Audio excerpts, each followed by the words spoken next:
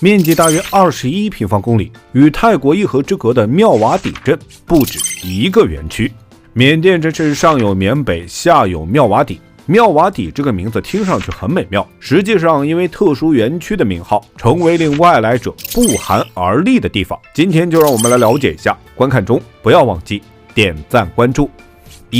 缅甸的基本情况。缅甸位于东南亚，该国西北部邻国是印度和孟加拉国，北部和东北部与我国接壤，东部和东南部分别与老挝以及泰国相连。缅甸濒临孟加拉湾和安达曼海，有长达2832公里的海岸线，所以其内陆湖泊众多，渔业资源丰富，适宜捕捞的海域面积也达到了22.5万平方公里。因受到资金、技术、捕捞、加工、养殖水平等条件的限制，所以对外合作开发潜力大。该国面积约67.65万平方公里，人口大约5458万。缅甸是一个多民族国家，共有135个民族，全国85%以上的人信奉佛教。缅甸南北较为狭长，从北到南地势逐渐降低，北部为高山区，西部有纳加丘陵和若开山脉、善邦高原雄踞东部。该国的最高峰是靠近中缅边境的开卡博峰，海拔约5881米。伊洛瓦底江从西部山地和东部高原之间冲出，形成大面积的冲积平原，因此这里的地势低平。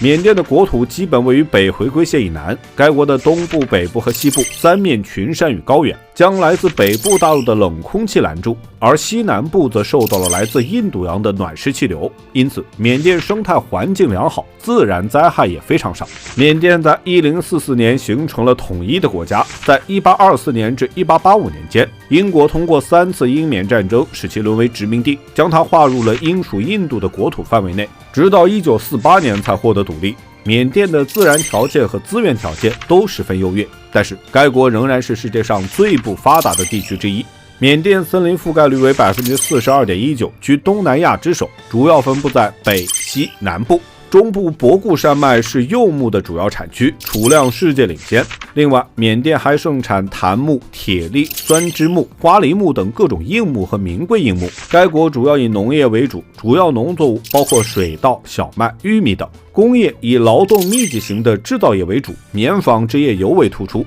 缅甸主要的矿产资源有铅锌矿、钨锡矿以及金矿、石油、玉石等。该国的石油和天然气资源主要分布在中部和沿海地区，石油大约 1.6 亿桶，天然气约 20.11万亿立方英尺。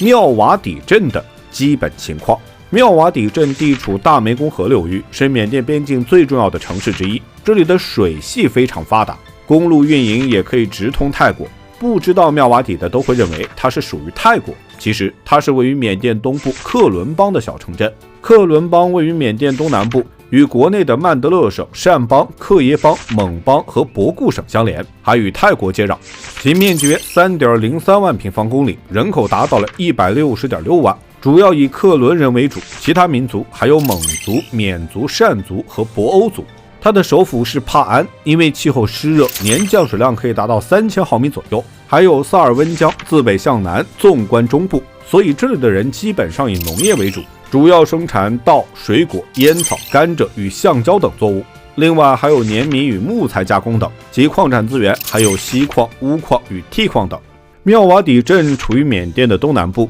离内都比有几百公里的路程，而且这个城镇还四面环山，这就导致了这个地方的经济比较落后。小镇的人口大约有20万，主体民族是克伦族，当地人使用泰语、缅语为主。在1994年的12月，因为泰国不断扩大对缅甸出口，同时缅甸不断扩大对泰国的资源出口，缅甸将妙瓦底等作为两国永久性的开放口岸，主要是缅甸活牛出口的口岸。妙瓦底之所以能成为缅甸与泰国之间的主要陆路口岸，就是因为它与泰国的美索镇之间仅隔着一条莫艾河。但2021年2月以后，缅甸国内紧张局势加剧，导致仅这里就出现了上百个园区。缅甸全境电力供应严重匮乏，电力用户覆盖率约在 50% 左右，旱季电力紧缺问题尤为突出。而妙瓦底主要是使用泰缅网络信号。妙瓦底镇的园区临莫艾河而建的基本上占据 80%，这条河也就顺理成章地成为了这些园区天然的护城河，不仅能阻挡人员逃跑，还能成为一条牢固的军事屏障。如果从泰国的曼谷机场出发，两地相隔差不多有500公里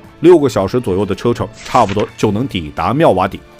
3. 妙瓦底镇的特殊园区。妙瓦底的实际控制权归属于缅甸政府军、克伦边防军以及当地的武装力量，这也就让缅甸对于妙瓦底的管辖权非常有限。另外，还有从泰国买电的捷径，在保障居民生活的情况下，还能够有富裕的电量来维持工业生产，使它成为了文明的特殊园区。位于妙瓦底镇的 KK 园区与泰国之间仅隔一条默爱河。KK 园区的前身是缅甸克伦邦妙瓦底水沟谷亚太新城经济特区项目，新城总规划面积18万亩，计划投资150亿美元。规划有块状链特区、科技产业区、休闲旅游区、民族文化区、金融商贸区、生态农业区、商贸物流区等。目的是打造一个集金融科技、旅游度假、商贸物流于一体的综合性国际城市，但实际是向中国境内游客推销各种网络赌博的游戏。2019年这里还是一片荒地，但仅3年后，一座园区赫然耸立，而周围10公里除了农田外，依旧相对荒凉。目前 KK 园区不仅高墙围绕，而且每100米都设有哨站、武装人员驻守，